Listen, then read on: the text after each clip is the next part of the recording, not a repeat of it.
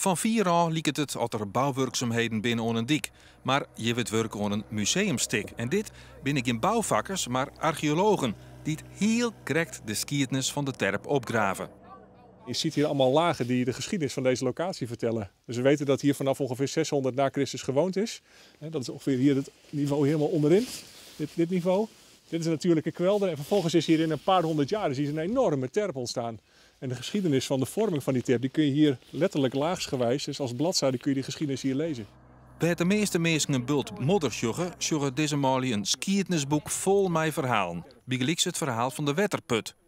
Wat je hier ziet, dat zijn eigenlijk allemaal brokken van kwelderzoden. En die zijn hier heel erg hoog opgestapeld, hier wel meer dan 2,5 meter hoog. Waarbij dat de plek was waar men woonde. En nadat dit was opgestapeld, was dit de plek waar de dobber zich bevond.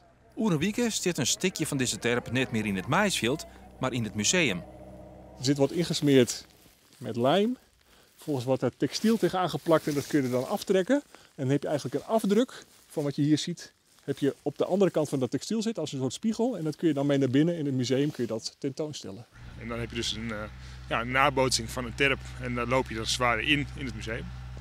En waarom wil je dat maken? Waarom wil je dat laten zien? We willen natuurlijk in het Fries Museum hele mooie Friese dingen zien. En dit is natuurlijk een van onze oorsprong-elementen. Dus de terpen in het Friese landschap.